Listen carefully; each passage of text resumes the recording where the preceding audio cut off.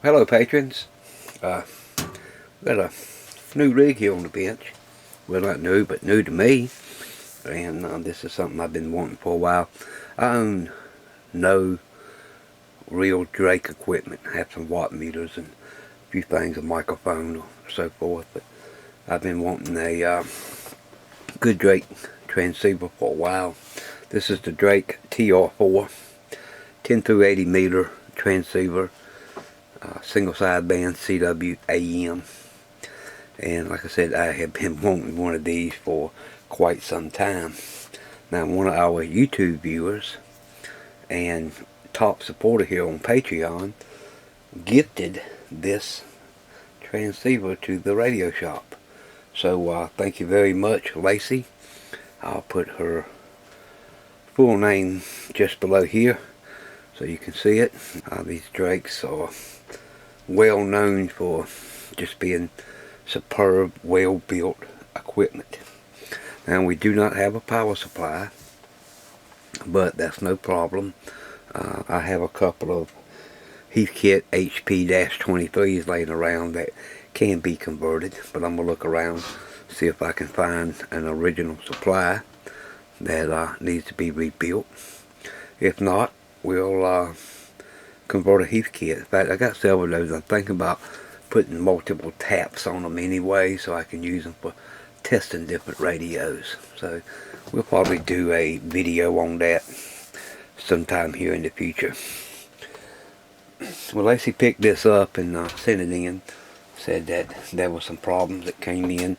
All the tubes out. All the tubes were neatly packed and had the inside full of paper and stuffings and stuff to keep stuff from jumping around.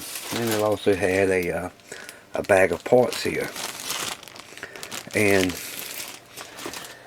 kind of thought that, you know, talking back and forth with Lacey, that maybe the person that had this was cleaning out the PA compartment or something and just disassembled that. But what we're going to do in this video is just do a quick look over and kind of introduce the radio a little bit and just see some of the things that could be wrong and why this person that had this removed. You can see the RF choke has been removed.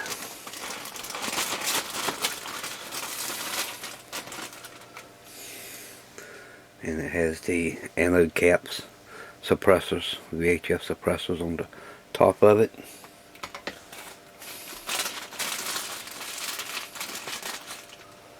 There's the choke for the high voltage. I might have to put this under the microscope because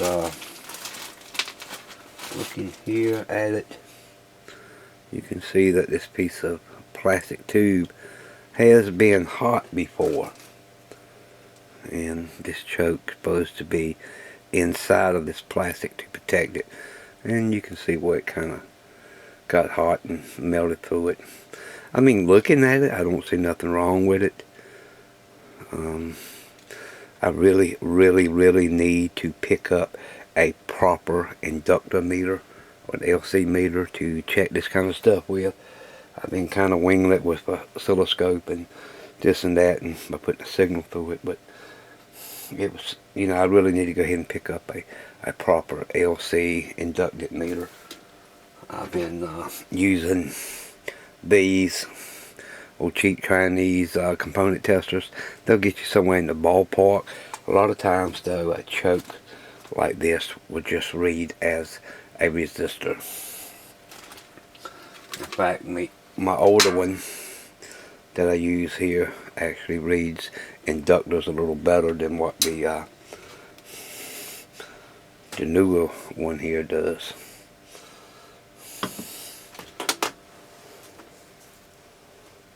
You know, if you can see that from the glare. I'll turn it back on, see if I can get it.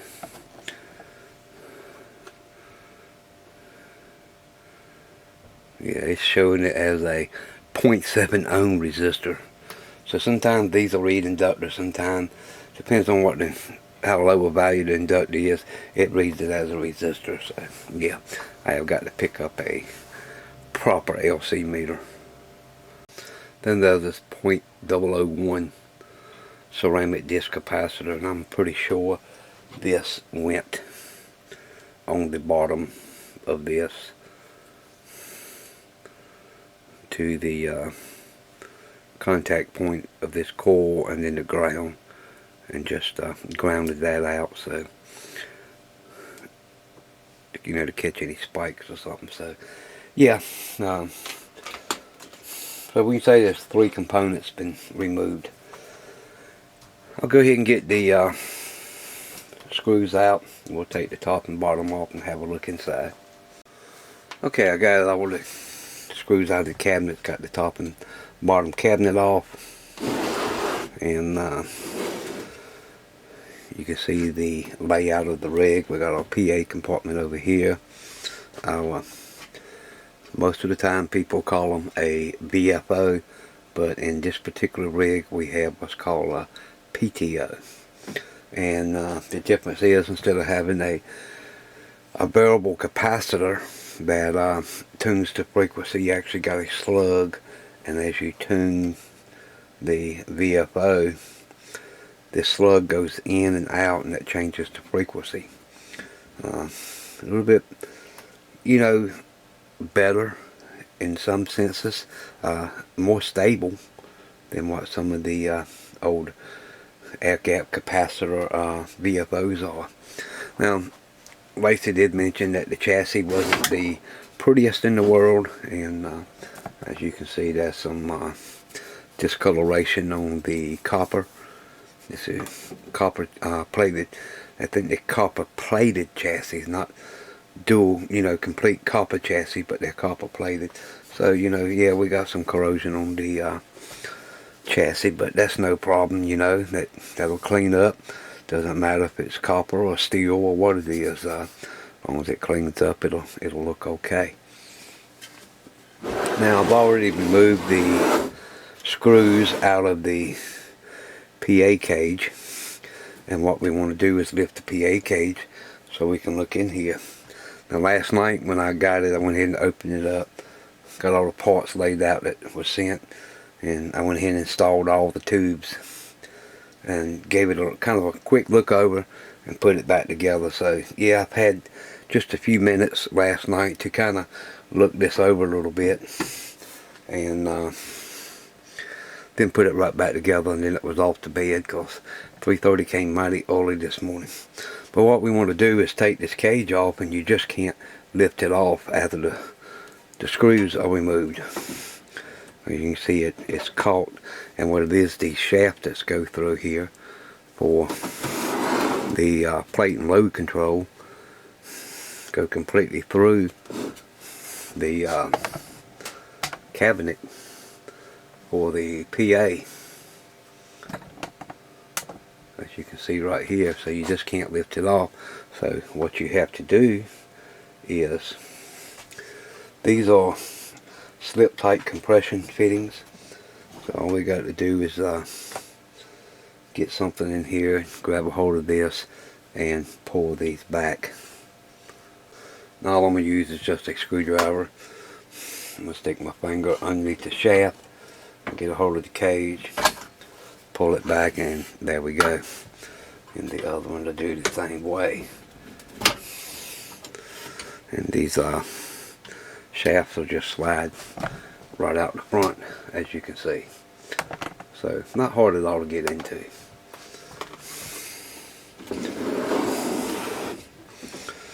So you just kind of tilt the PA compartment towards the front, and you can pick it right up. And here you can see the two of the 6JB6 tubes. These are Sylvania branded, and these are plain 6JB6s. There's no A on the end of it, and I've looked at both of them. The original 6 JB6s were a little bit rugged from what they used to be on the older ones. The new ones ain't quite as rugged as these, but there's no problem with tubes. Like I say, it's missing one of the output tubes, but that's no problem.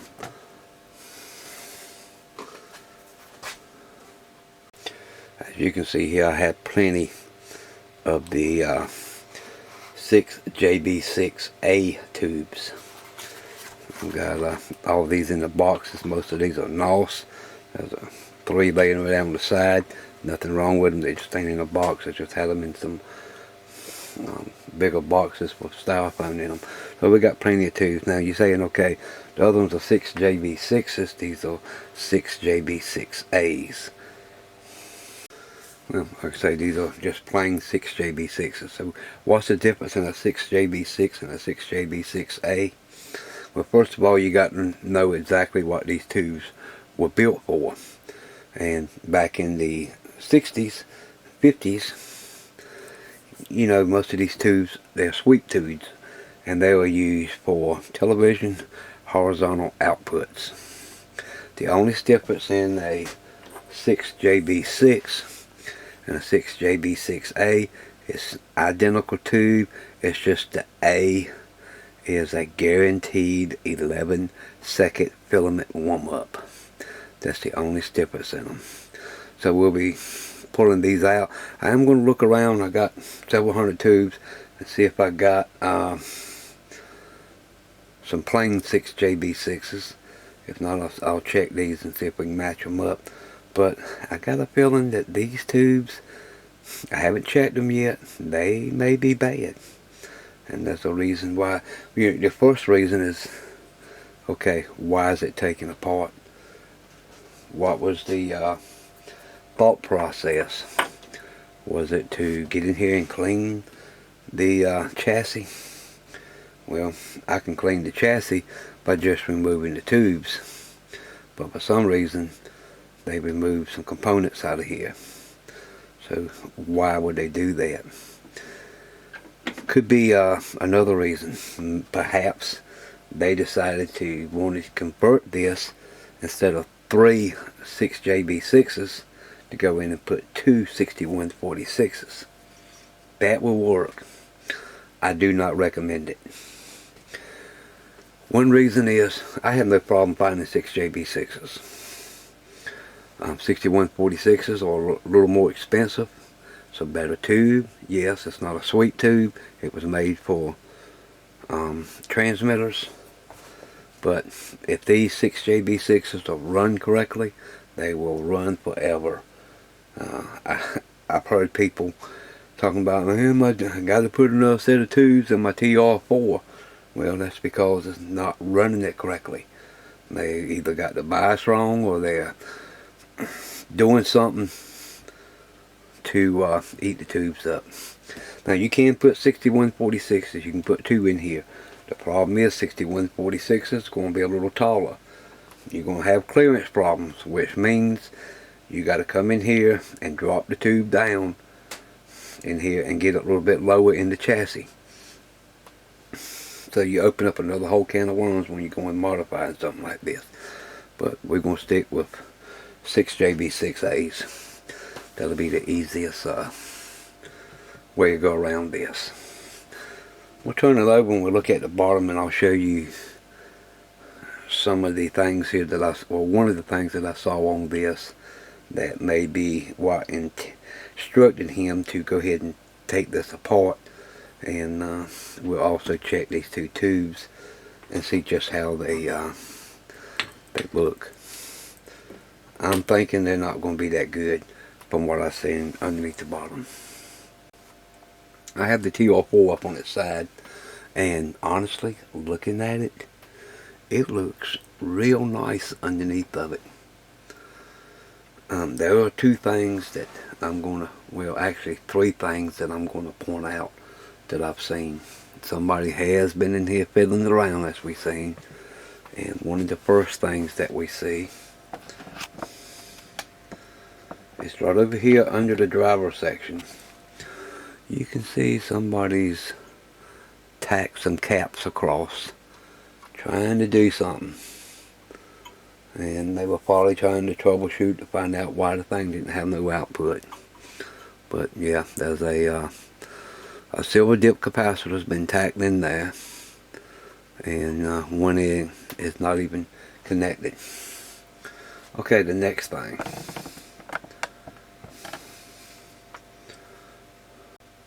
Let's see if we can zoom in on this a little bit more.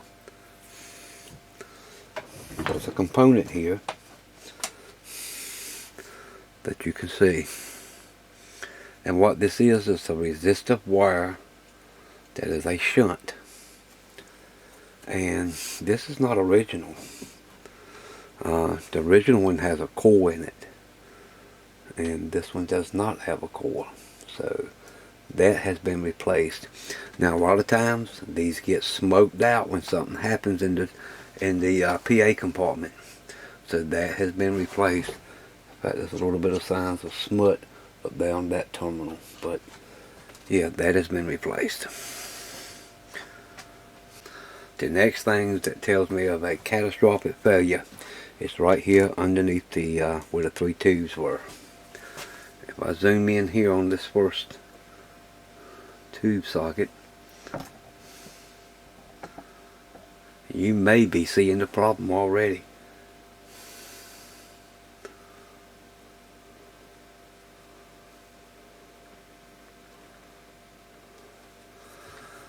Take a look at this resistor right here.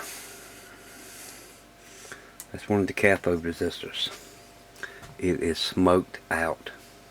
If we come over here to the other one, it's a little bit harder to see here, but that one has a crack in the side of it. It's smoked also. And this one over here on the last tube, you just can't see it. Yep, she's cracked also. So that tells me that somebody was running this thing a little bit hard. Probably took the tubes out, burnt the cathode resistors out. I don't know if this happened at the same time or not with this shunt. And the reason why I say this has been replaced, like I say, the later models I know had a slug in it. I can't remember about the earlier models, but I know this is different from what the earlier models have. So yeah, there's 3 components there that's going to have to be replaced. So I'm not seeing too many other things that's wrong. I know there's a couple of tubes that are a little bit different. I think it was this one. Should be a 6EJ7. It's been replaced by a 6EU7, which is compatible in this circuit. There's a few more in here that's been replaced. This one should be a 6EA8,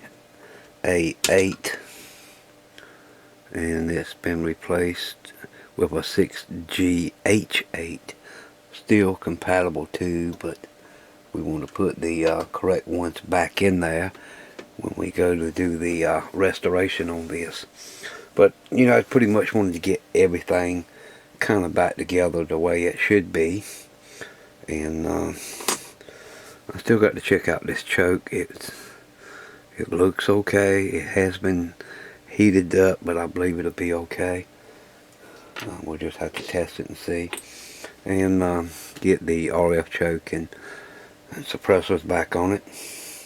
This simply has a fiber washer that should sit here. Then there's a ground tab with a .001 that's going to sit on here also. And then the choke will bolt right onto it. And then you have a wire that's going to come here, and then this capacitor here that's on the RF choke is going to swing over and connect here. And then you have a screw that'll come up through the bottom and put all that in place. Okay, I got the RF choke put back on, and I was wrong about the .001 cap. A lot of times you'll see these bolted directly under the RF choke, In this case, this one doesn't bolt there, and the reason why I know that, because the hole for the lug is smaller than the bolt that holds the RF choke on. So looking in the bag, I see a nut and a bolt, so this is bolted somewhere to the chassis, and it's probably going to be around here on the back side here. I'll have to look at the holes and see exactly what hole it was bolted to. So that's no problem at all. It's just a bypass cap for the high voltage. It has to be grounded. Okay, I got a bypass cap back in, and you can see it just sitting right here behind it, and it'll connect to the terminal on the back side of the RF choke. A little more light down there so you can see. So the only other component left to put in is the this choke here, and I'll show you where it goes. So one of the choke is going to tie here to the high voltage. You can see there's a big bypass cap here. It's going to go under this shaft and then into this grommet right here. And the way you know which way it goes is the end with the heat shrink around it will go up into the chassis.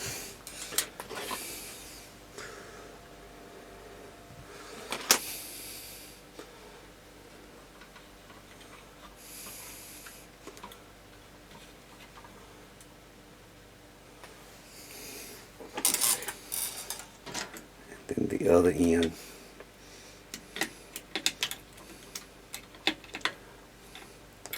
will come around here. We'll slide our tube over it. And what this tube is for is not to do anything but to protect the person that's working on it from hitting that high voltage lead and keeping it from coming across this shaft here. I got it in place. Now I'll go ahead and solder this in to the pin.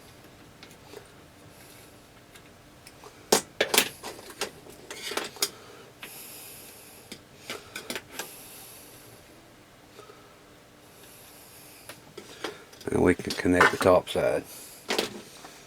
That's what it attaches to right here. And we'll go ahead and flip it over and we'll get the other side attached. Okay, all those components are back in place like they're supposed to be. So we'll just temporarily set the tubes back in.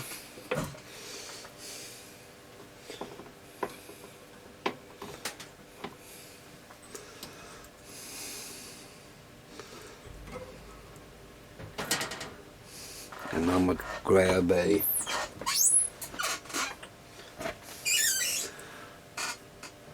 JB6A just to fill up the back side for right now.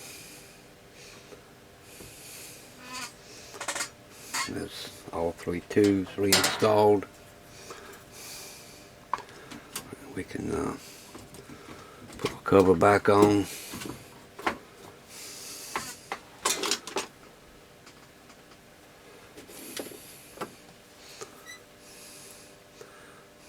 Put those three screws back in.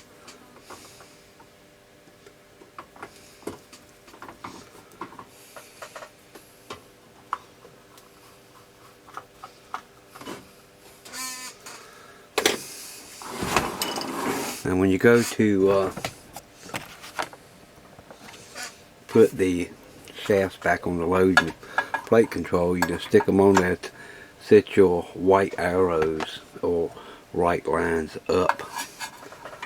Slide them into the shaft and turn it, because they normally they're milled out so they only fit one way, and then just push them in. If you point the white to the leading edge of the capacitor, you can pretty much hit it. push it right in. Now you know it's right when you turn it and it stops and the white stays to the top.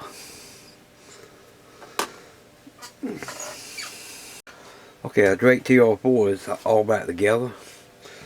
There's no more worrying about the bag of parts, because all the parts are now put back in the rig like it should be, and we don't have to worry about hunting them down when we go to work on it. Next step on this is to go ahead and source or rebuild a power supply that will run it, and then we can go in and start troubleshooting and doing the restoration on this and getting this little gem back up and going. Again, big thanks to Lacey for sending this in. This will be a great piece of equipment to operate and run, and it'll be extremely fun to work on. These are, like I said, some well built amateur transceivers. Now, one of the good things about this TR4 is that the case is, is in great shape. It does have some battle scars on it, but the simplicity of this, it will be real easy to go in and repaint this case and make it look good. The only thing is that Drake put that controls on the side. There's your key jack and your microphone and headphones right here on the side, so that's written on.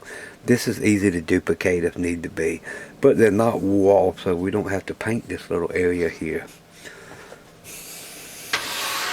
The back of it is about as simple as it can be. You got a external receive antenna, the mute line, your antenna, and your power connector. And then there's the only thing on this side, if you want to use it just for a receiver, you flip the switch to receiver and it will not go into transmit operate. Put it back over here to transceiver, all good to go. So we can get this case repainted. The real good thing about it, though, the front panel, all it's going to need is a clean, the meter, the frequency readout, that dial in there is just in immaculate shape. You can see all the chrome is still looking good on it. 9 out of 10 on the front of this radio is a 10. It's perfect on the front. There's nothing to do but just clean. Maybe touch up a little bit of these white lines on the controls if needed. Again, the PTO works real smooth. There's been problems where that shaft is breaking in some of them, so that looks good. The position for the dial indicator works smooth, no problems at all with that.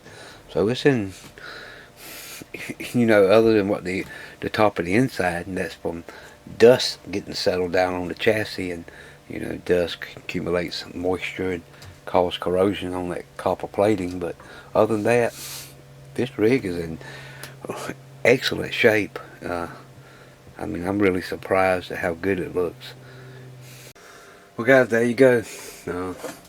First look at the Drake TR4 transceiver.